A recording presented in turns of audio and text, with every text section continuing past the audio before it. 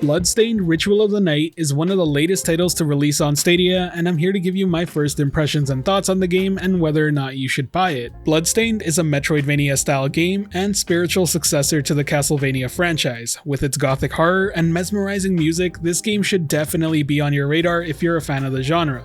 For newcomers, there's a lot of content to experience, so sit back while we take a more in-depth look.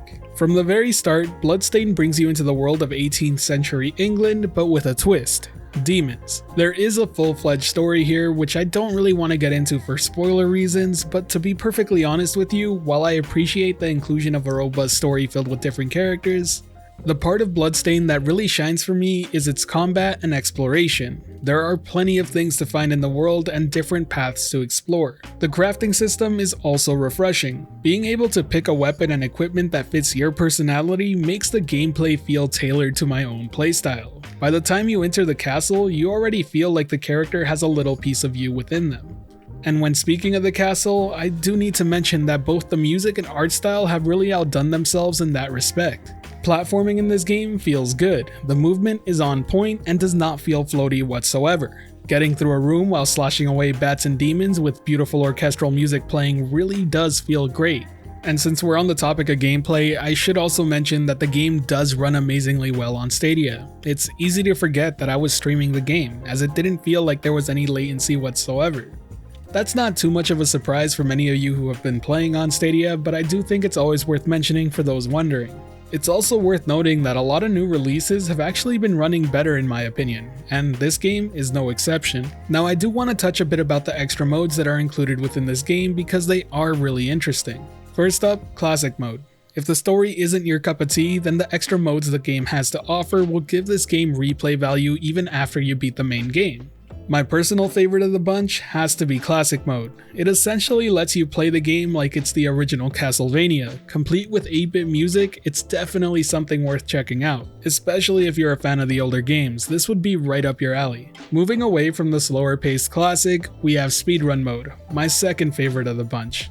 As the name implies, the goal of the game here is completing it as fast as possible. Your character is given boosted health and a full arsenal of weapons and abilities to play with as you traverse the beautifully crafted world. You'll be going all the way to the final boss as quickly as possible, and honestly, there isn't much else to say about this mode other than its fast and fun combat really separate it from the beginning of the game.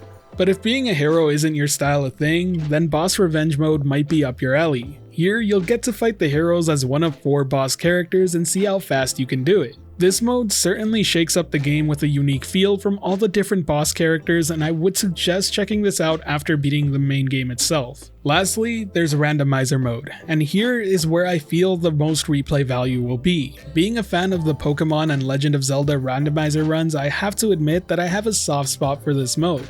It gives you some very in-depth randomization options that makes the playthrough feel different, even giving you the option for complete random chaos. I found myself going back to this mode quite often. All in all, Bloodstained Ritual of the Night is a fun Metroidvania game with beautiful nods to its Castlevania roots and music that won't leave my head. With the smooth latency that Stadia offers and the amazing replay value at hand, I believe the game has quite a lot to offer for its price point of $39.99 US. Whether or not it's worth it to you will ultimately depend on the type of player you are. If you like Metroidvania games, I would say absolutely consider picking this up, especially if you were a big fan of Castlevania Symphony of the Night, easily one of the best Castlevanias out there. Bloodstained is very much so a spiritual successor, and it really does excel in a lot of ways. Whether or not it lives up to the original, well, that's gonna depend on player to player, but I have to say that I'm very impressed with what's at hand. Now, I do have to point out that it can be a bit challenging if you're new to these style of games, but that's part of the fun. I hope you enjoyed the video, and if you did, do consider hitting that like button as it really does help the channel out, and if you're wanting more content like this, be sure to subscribe and hit that notification bell as well. Today, I'm including an end of video message to give a quick thanks to user Fetaboy. He's a longtime friend of mine and helped me make this video by writing the script. You may see more first impressions from him going forward as we check out new Stadia games as they drop. I'll still be doing my own impressions videos, and I will be covering YS9, which just released earlier this week as well, but with Fetaboy here, I'm hoping to be able to push out these videos in a bit more of a timely manner, especially since Stadia seems to drop multiple games a week now. We'll have to see how all of this goes, but I really do want to give him a thanks for helping out here. As always, thank you for watching the video. This has been The Virtual Cloud, giving you the latest and greatest on everything cloud gaming and VR related, and until next time, I'll catch you in the clouds.